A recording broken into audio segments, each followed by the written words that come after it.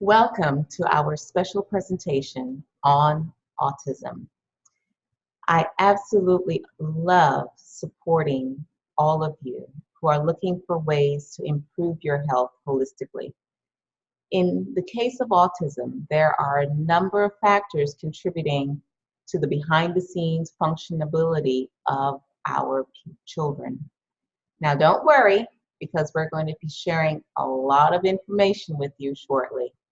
My name is Dr. Michelle Gamble, and I am an integrative wellness mentor.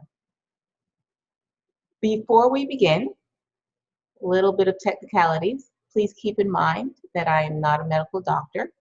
The information in this presentation is not intended to replace a one-on-one relationship with a qualified medical professional, and it is not intended as medical advice. This presentation is intended as a sharing of the knowledge and information that I have gathered from my research and from my experience in working with many families with children with autism. I encourage you to make your own healthcare decisions for your own person and for your children based upon your research and in partnership with a qualified healthcare team. Now, Autism Speaks is an organization dedicated to providing resources and promoting solutions for families and individuals with autism. Autism Speaks is dedicated to advancing research into the causes and better treatments for autism spectrum disorder. They also focus on increasing global understanding and acceptance of people with autism. And they are working towards solutions for the needs of individuals with autism and their families across the spectrum and lifespan through advocacy and support. Autism Speaks advocates for the acceptance and understanding of different types of autism spectrum disorders and advancing research for better treatments. Let us begin by looking at what is autism. The Center for Disease Control and Prevention estimates that approximately 1 in 68 children has been identified with autism or autism spectrum disorder. This includes 1 in 42 boys and 1 in 189 girls. Unfortunately, these statistics are changing rapidly. There are estimates that autism will rise to the levels of being 1 in every 2 children by the year 2030. Autism Speaks defines autism, or ASD, as a broad range of conditions characterized by challenges with social skills, repetitive behaviors, speech and nonverbal communication, as well as by unique strengths and differences. We now know that there is not one autism, but many types, caused by a combination of genetics and environmental influences. I believe from the research that I've done that some of those environmental influences include vaccinations. The CDC has identified a number of risk factors that are associated with autism. Some of them include, but are not limited to, developmental, psychiatric, neurological, and chromosomal genetic disorders. Children who are born to older parents are also at a higher risk. 2 to 18% chance of a child being born with ASD when a sibling has already been diagnosed. Other environmental factors include things like a parent's age of conception, maternal nutrition, infection during pregnancy, and or prematurity. What about Asperger syndrome? Well, this is one of the subtypes of ASD. Many consider those with Asperger syndrome to be high functioning end of the spectrum. Common behaviors exhibited amongst these with Asperger syndrome include, but are not limited to things such as inappropriate social interactions, robotic or repetitive speech, challenges with nonverbal communication, such as gestures, facial expressions, etc., coupled with the average to above average verbal skills. They also have a tendency to discuss their self rather than others. There's an inability to understand social emotional cues and issues or nonverbal phrases. Generally, you'll see a lack of eye contact or reciprocal conversation, and there's an obsession with specific and often unusual topics. They engage in one-sided conversations and tend to have awkward movements and or mannerisms. Today we're going to talk about a functional approach or a holistic approach to autism. Holistic principles for dealing with autism spectrum takes into account various types of imbalances that may be occurring in the body, such as excessive inflammation, gluten and dairy intolerance, digestive upsets, processed and refined foods, and malnutrition. In order to get to the root cause of various illnesses, there must first be an understanding of genetic, biochemical, and lifestyle factors in order to determine a personalized treatment plan. While there is no current cure for autism, because as I've explained in many of my other workshops, there will never be a cure because we're talking about a situation wherein there is a breakdown in functionality in several different systems in the body, several different systems in the mind, in the heart, in the soul. And so while there is no cure, we can look at addressing the root causal factors of some of the symptoms that are involved. When it comes to autism and ASD, every case is different. That is why it is so important to have a holistic approach that incorporates a wide view of the situation. So let's take a deeper look at what I mean by having a more functional approach to integrating care for our children and adults with autism. First, let's talk about inflammation. Under normal conditions, inflammation is a useful mechanism for the body to heal. However, when the inflammation does not clear away following the healing process, there could be trouble. This excessive inflammation can have many different causes. Excessive or chronic inflammation signals the body to have a state of emergency, leading to lasting damage on your heart, your brain, and other organs. And that's just physically. As you know, inflammation, in fact, any kind of chronic dis-ease in the body also affects your mental, emotional, and spiritual functioning. Did you know that brain inflammation has been associated with autism? Brain tissue studies of people with ASD frequently show widespread inflammation similar to those with autoimmune diseases. Over time, excessive inflammation can lead to damage of surrounding cells. The brain and the gut are two of the most common and dangerous parts of the body that are susceptible to excessive inflammation. In fact, the gut is often referred to as our second brain because of all the hormones and signals that are released and transmitted to the brain. The cause of inflammation can be identified through many functional techniques, including looking at causes such as food allergies and sensitivities.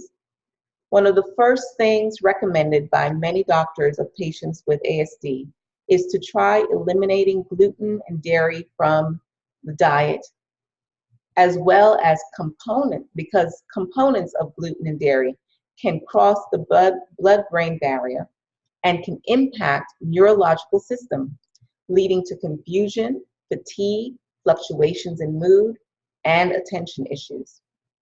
Gut bacteria imbalances have been found by many studies to have a connection between autism and gastrointestinal symptoms such as bloating, diarrhea, constipation, and abdominal pain.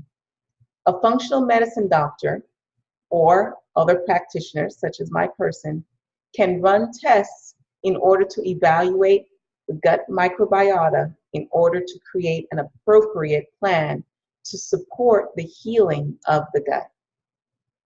Various studies have been explored to look at the link between poor digestion of dairy and gluten in autism spectrum imbalances. Negative effects on the brain have been shown in many studies. And for those of you who have registered for this particular workshop, you will be getting a copy of this particular recording as well as links to the various resources that were used in creating this presentation.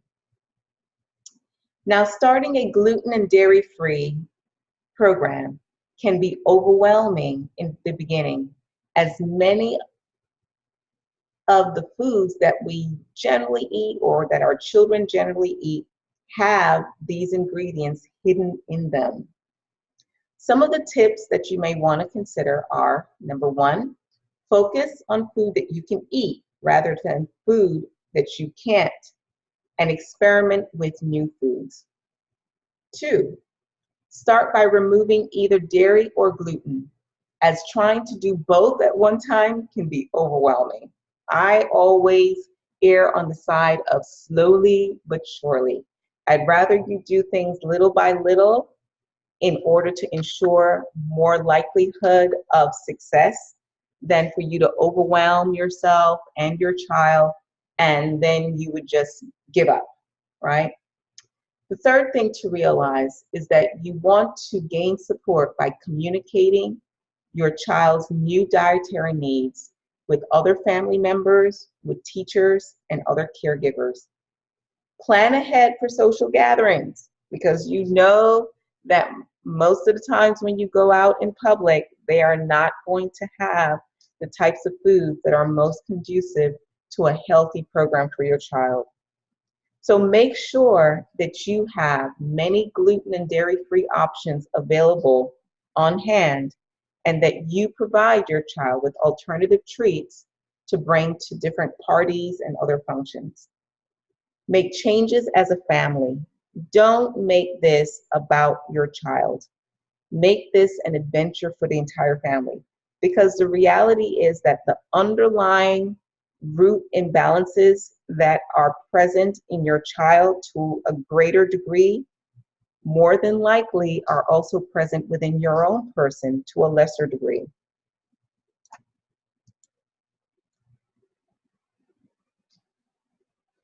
Food for the Brain is a charitable foundation working to inform organizations and empower individuals to change their diet and lifestyle and have greater control of their own mental health.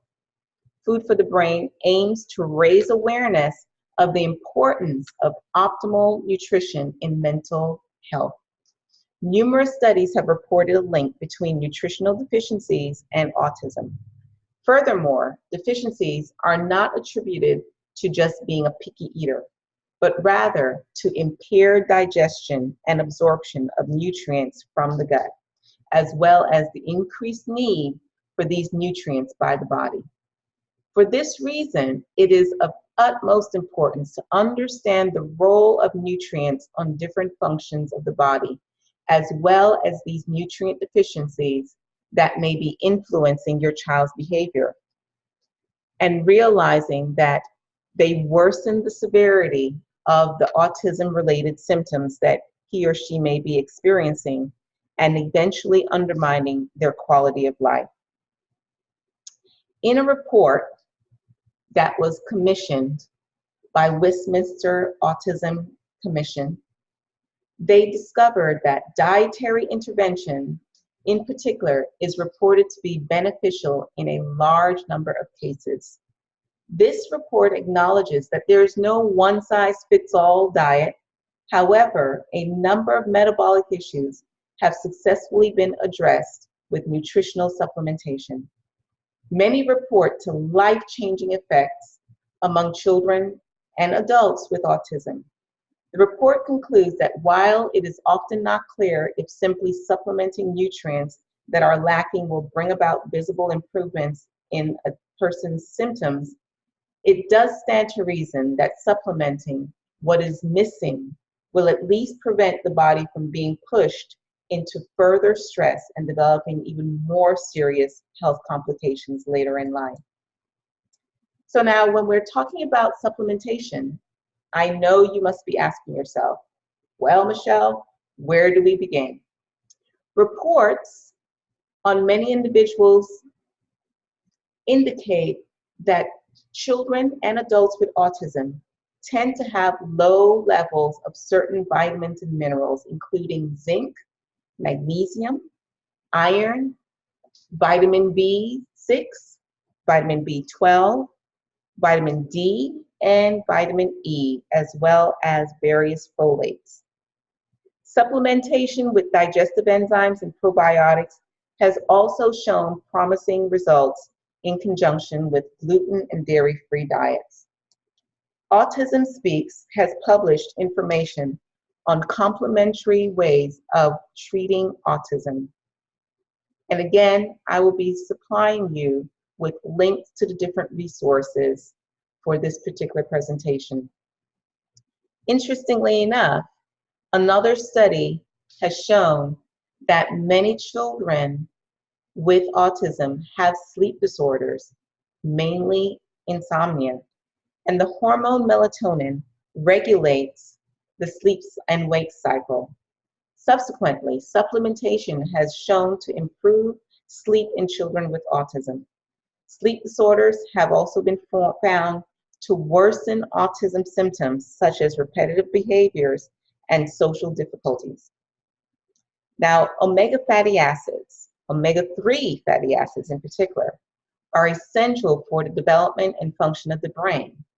Supplementation has been found to reduce autism-related symptoms such as repetitive behavior and hyperactivity, as well as improving socialization. Multivitamins are also a very good thing to utilize. When utilizing multivitamins, I always encourage people to use food-based multivitamins as opposed to concoctions that are whipped up in a lab. B12 protects against oxidative stress, and signs of which have been found in some children with autism. They have shown that B12 injections have been associated with improved social behaviors, language, and communication. Now, one of the things that we also need to keep in mind is that physical activity has been noted as one of the most effective treatments for symptoms of autism, as physical activity is important not only for the physical, but also for mental health. The Autism Research Institute has found that vigorous or strenuous exercise can decrease stimulatory behaviors, hyperactivity, aggression, and destruction. A number of studies also report that exercise is an important element of reducing anxiety, depression, reaction time, and sleep disorders. Regular exercise for children with autism can also improve their attention in the schoolroom. The importance of physical exercise and cognition has been well established through dozens of small studies. In fact, in addition to boosting motor skills, studies have discovered that movement-based therapies may actually improve social communication. You may be wondering, what types of exercise can we use to help to mitigate some of the symptomology of autism? Well, traditional autism therapies, such as applied behavior analysis, otherwise known as ABA, tend to lack physical activity and focus more on tabletop activities and sitting at the desk and working on different skills, all that heady stuff. But music and movement interventions have been gaining popularity where children with autism are able to play instruments and dance to songs with social storylines. This is a great way to keep children moving, improve their socialization, and strengthen different parts of the brain. By the end of the period of time in which they have integrated these types of exercises in trial interventions, children looked at and talked with each other with more integration and showed fewer negative behaviors. Another form of exercise that was utilized was Gong. Gong is a specialized form of exercise for children with autism, and it builds body awareness through slow, focused movements and can help children with autism to gain self-control and the ability to resist impulses in the face of temptation. In general, we can't predict what form of activity will work best for your child. However, certain tips need to be kept in mind. Remember to start at a young age, use gentle coaching strategies, try breaking down game rules into small steps, and include illustrations until comfort level is reached. A publication called Research Autism also found that mindfulness has been helpful with children with ASD. They define mindfulness as a mind-body-based approach that helps people to change the way they think and feel about their experiences, especially stressful experiences. A number of trials report mindfulness-based cognitive therapy helps teach awareness of thoughts and feelings in order to better manage them.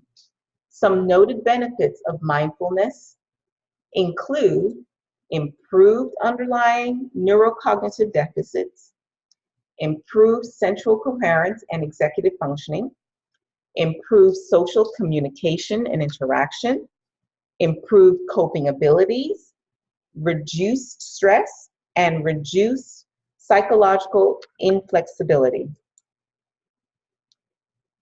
The Autism Resources community states that you can introduce your child to the practice of mindfulness with a couple of things.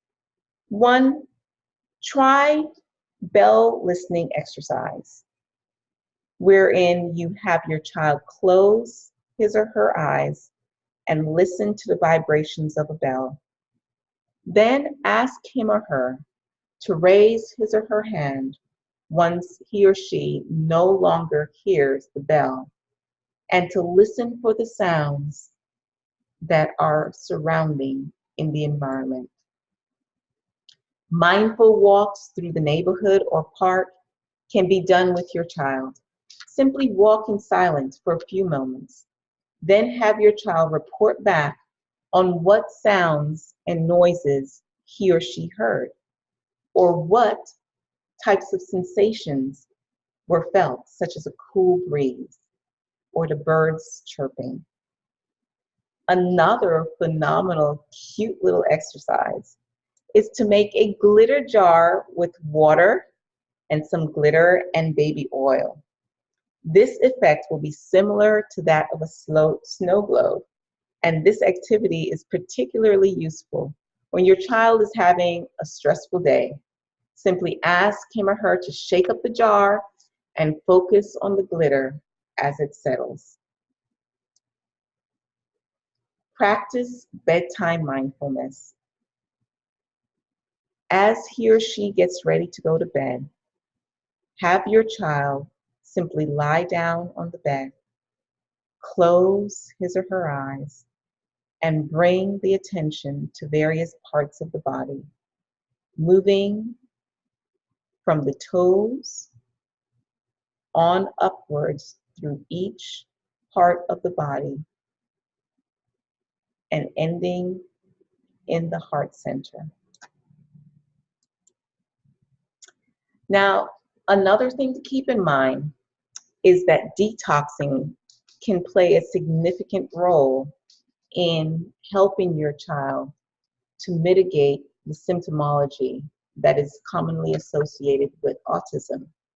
Children with autism can oftentimes develop a buildup of toxicity from exposure to chemicals, metals, and environmental poisons, as well as internal bacterial and viral infections such as Candida. Did you know that studies have found that children with ASD are genetically more susceptible to oxidative damage and environmental toxins than other children?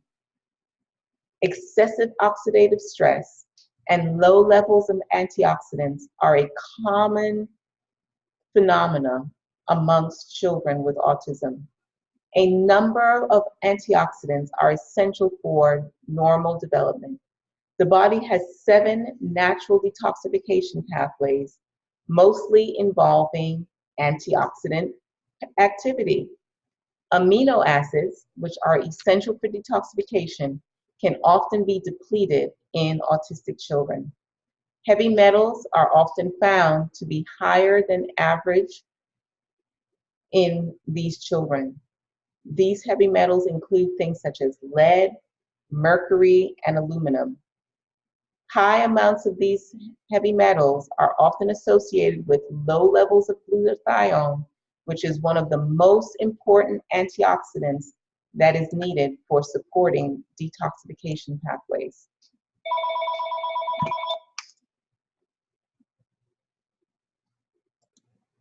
So now let's talk about some of the wonderful foods that you can use to incorporate in a detoxification program for your child.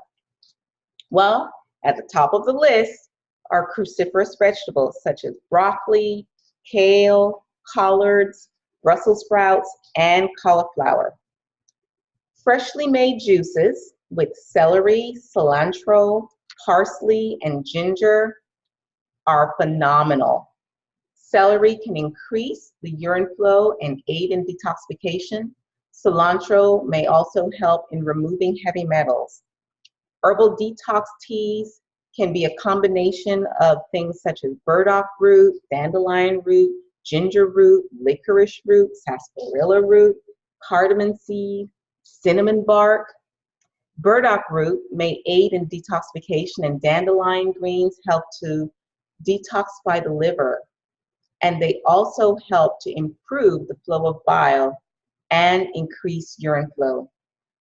Bioflavonoids, which are found in things like grapes and berries and citrus fruits, are also phenomenal detoxification foods. Rosemary, which contains carnosol, a potent booster of detoxification enzymes, as well as turmeric, which is rich in curcuminoids, which have been shown to be antioxidants and anti-inflammatories. Now, one of the things that I have to stress is the need to not isolate yourselves.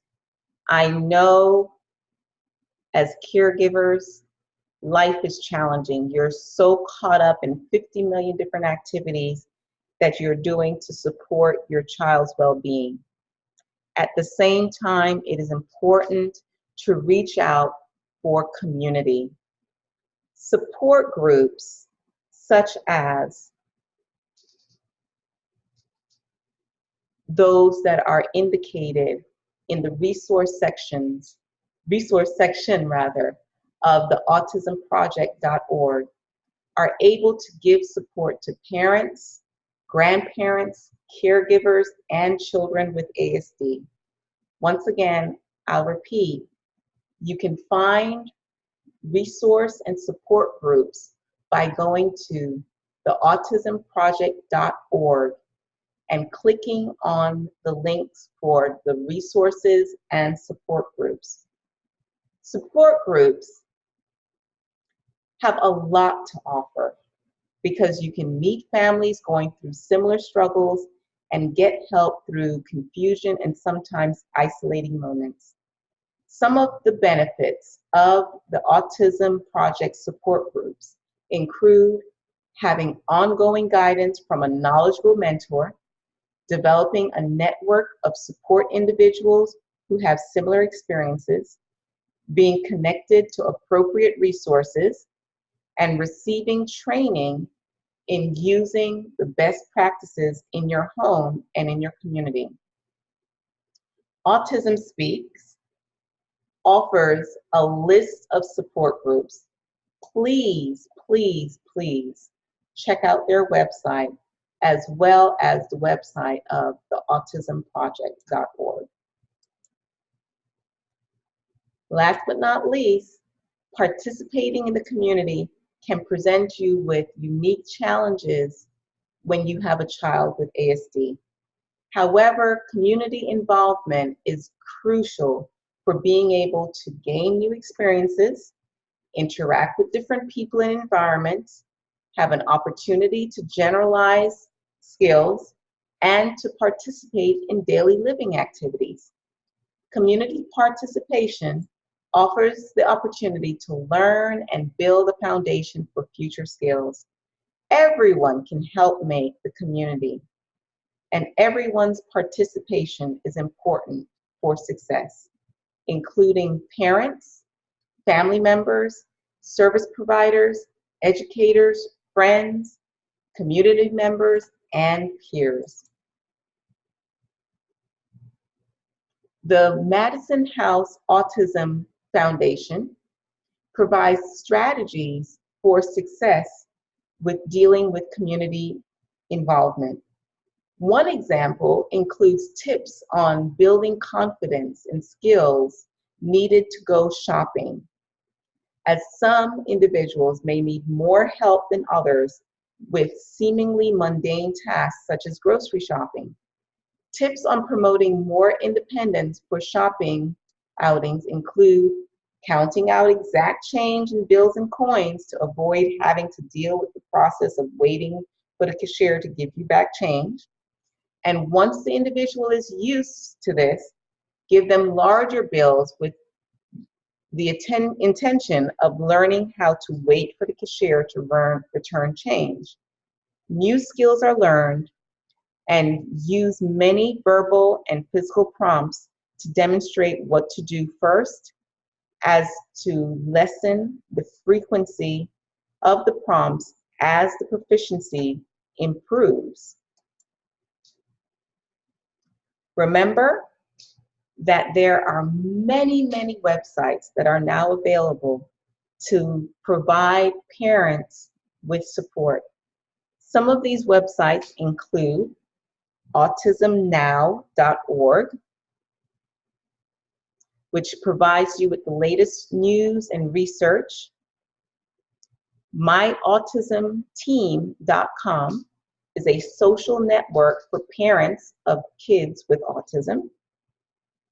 And if you're looking for special groups for fathers of children with autism, try dadsforspecialkids.com. Do you need advice on planning a family trip? Go to autismontheseas.com, which is dedicated to helping parents with being able to map out their getaways. I want to once again remind you that you can receive a list of the resources that were used for this presentation when you register for this presentation. If you have stumbled upon this video after the live presentation, you can feel free to email me and I will be sure to send out that list of resources to you. I want to take the time to once again thank you for coming and joining us in today's class.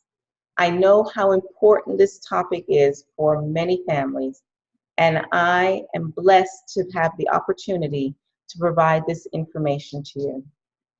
If you have any further questions or comments, please feel free to contact us by visiting our website or by emailing or by giving us a phone call.